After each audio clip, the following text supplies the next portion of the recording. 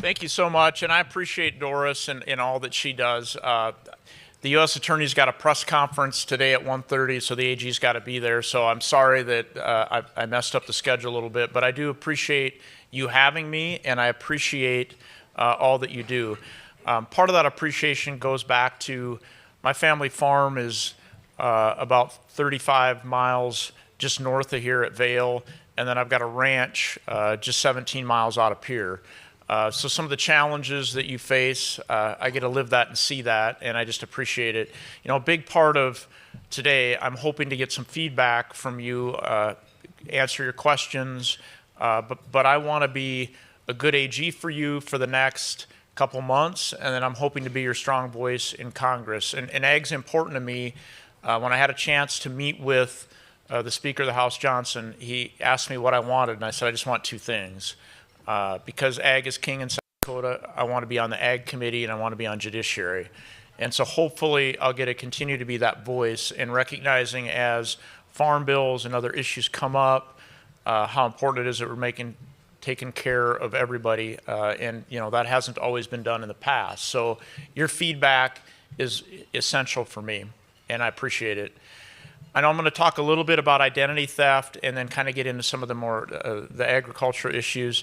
Jody Gillespie is the chief of the consumer division at the AG's office. So if you ask me any hard questions, Jody's the one that'll have to answer it.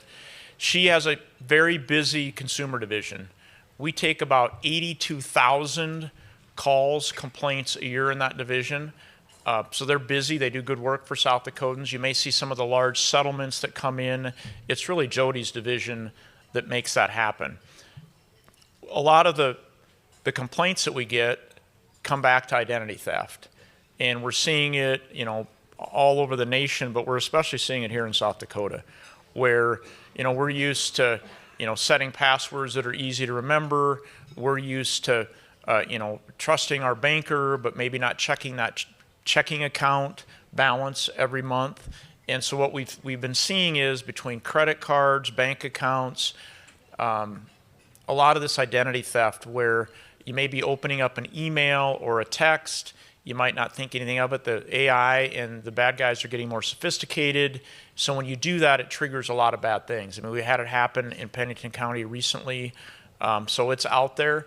And so just an encouragement when that happens, don't be afraid to call the consumer division, send us an email, call us at the Attorney General's office. We can help put some of that back together, making sure that, of course, if it's a bank account, you let your bank know right away, your credit card.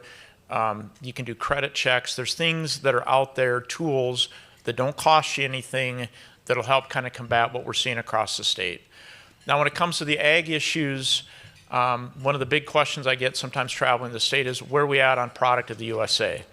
You know, that's a labeling issue. I felt strongly as Attorney General, if you're going to bring beef in from some other country, it's fraud to label it product of the USA. I had a disagreement with the administration on that. I moved forward with the litigation in federal court, and we won. That's on appeal right now to the 8th Circuit Court of Appeals. But it's a pretty straightforward issue. And I feel because of the lawsuit, Brooke Rollins and team, they've been working to right the ship, working on regulation/enforcement of those regulations. So hopefully that's going in the right direction. The other issue that I get asked a lot about are brand board issues, investigations. And so I took an opportunity to go back and look at some of the statute changes. When I was Attorney General before Governor Noem gave me a 4-year break to go practice law, we had an agreement and we had a statutory framework where the DCI, Division of Criminal Investigation, did a lot of the investigations. We're not a regulatory agency, so the regulation side isn't a good fit with us, but we were doing the investigations. And then while I was not Attorney General, but in 2020, there was a statutory change where essentially the DCI agents, 4 of them shifted over. And so the brand board would be in control of those 4 investigators. And what I would tell you with respect to cattle theft, it's happening in South Dakota. We know it. We see it. And the best advice I can give, if it happens to you or your friends, you got to let us know right away. And when I say us, there's a table full of sheriffs sitting right there. They care about these issues. Notify them. We do a great job in South Dakota of communicating where the sheriffs may take a particular case, the DCI may take a particular case, or we may join up. So I just want to make sure that I'm encouraging you when it happens, even though the investigators are not under the Attorney General right now. I'm certainly always open to change when it comes to that, but make sure we still want to be involved. We still want to, when there's somebody out there stealing your cattle, we want to catch the bad guys, and to allow us to do a better job at that, you got to let us know as soon as possible. And again, the sheriffs, the DCI, let either of us know, and we'd certainly be happy to work on that, to work through that. I get a lot of questions on electronic tagging, certain requirements that are out there. You're going to find, if you bless me to go to this new job, I'm a limited government guy. I've always pushed back on the federal government when they've got unnecessary regulations that add cost to our ranchers, they add cost to our consumers. I'm going to be that same voice that it's fine if you want to use electronic tags. You should have a right to decide to do that, but you shouldn't be forced to do some of these, and you shouldn't be forced to pay some of those costs associated with it. So with that, like I said, I wanted to open it up really for any advice you have, questions you have, whether it be any type of ag issue. I'd be happy to try to answer it, or what's going on in the AG's office. Anybody have any questions? You guys are making it easy. I'm a little bit worried about the sheriffs asking me questions. Yes?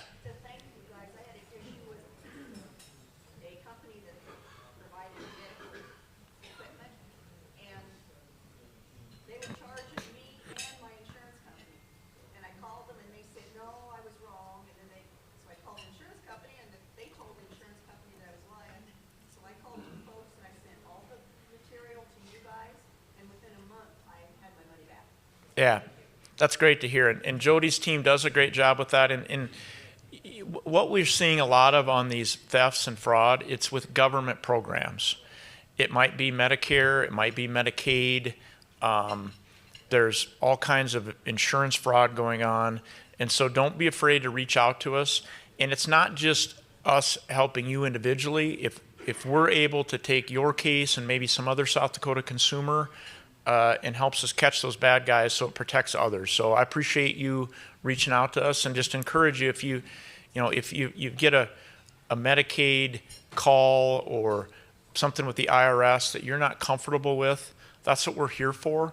And we don't use taxpayer dollars for it. The consumer division is funded by some of these settlements. You may have heard about Roblox recently in the news, 23andMe that was trying to sell some of South Dakotans' DNA. Those settlements is what funds that, not your tax dollars. And so it's been a great division, but we can only help you if you're reaching out to us, and we've made it easy to reach out to us, so just encourage you to do just that. Yes? Yep. But you're going to have to speak up. You know, when I was your younger Attorney General and had jet black hair, I could hear a lot better.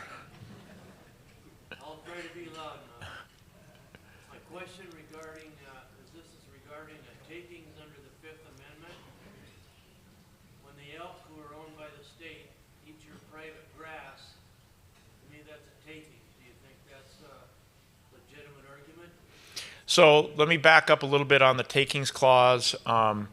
This is something that really, the takings clause is designed to protect private property. I've been really in my career kind of on both sides. I know the mods are here. They can tell you a lot about some of the issues that they've faced. So I represented 116 landowners on the Merle River. Federal government came in. They basically pinched a bridge to save $200,000, and they flooded out 116 landowners, and actually had a trial on that, representing those 116 in a federal courtroom in Pierre that we prevailed in. And so when you look at the takings clause, it's really geared towards land, but it can be used for other things. That particular takings case that dealt with the hunting lodge was part of it. Feedlots were part of it. But when it comes to the grass and other things, I'm never saying you can't, but it's not really what the takings clause was intended for or designed for. My encouragement, and we've had some challenges at Vail. Right now I got a dang elk running across my ranch going through the fence back and forth, but I think GF&P said I can shoot him come this fall. But it's to work with GF&P, especially if you got depredation issues. I mean, what I've found as a landowner, they've been decent to work with. They'll provide fencing material. They may provide hay. They're willing to help. And frankly, you just had a governor that was here. Don't be afraid to talk to, make sure the governor knows. I mean, he's got a ranching background, that if that stuff's going on, if GF&P's not being responsive, let him know. But my experience is GF&P's been fairly responsive.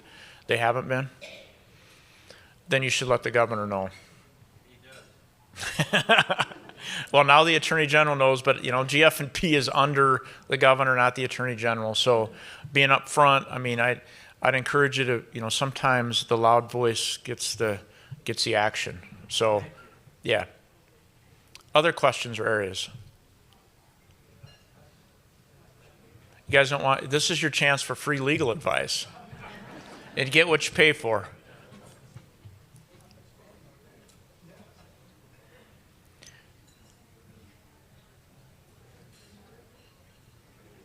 Well, not seeing any more, let me just close at my appreciation for what the Stock Growers does. My experience as AG is you've been so good to work with that, when I was younger AG, we went through some of the investigation issues. We wanted to be a partner with you, and I'm still AG till January. I want to be a partner with you. So if cattle thefts come up, brand issues come up, don't be afraid to reach out to me personally. Don't be afraid to reach out to the Attorney General's office. If thefts are occurring, you've got the sheriffs. You personally know your sheriffs. Just give us the opportunity to help you by getting us that information as quick as you can.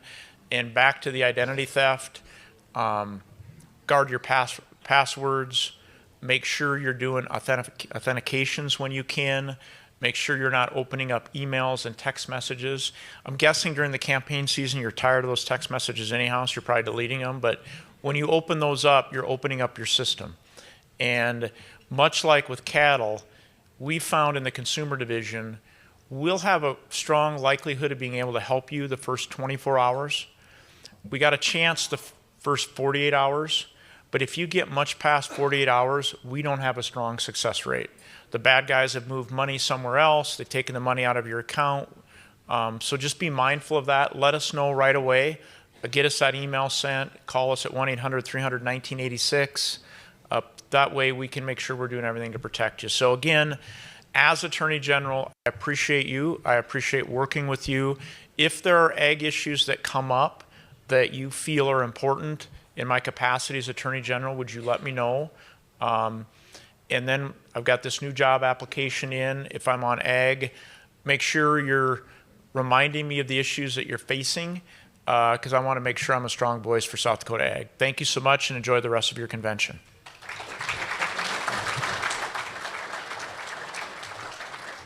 Thank you, Marty.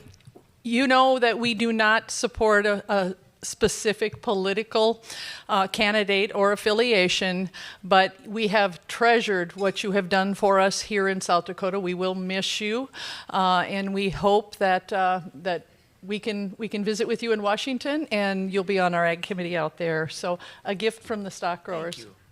Thank you so much. Thank you. Thanks, everybody. I appreciate you. Thank you.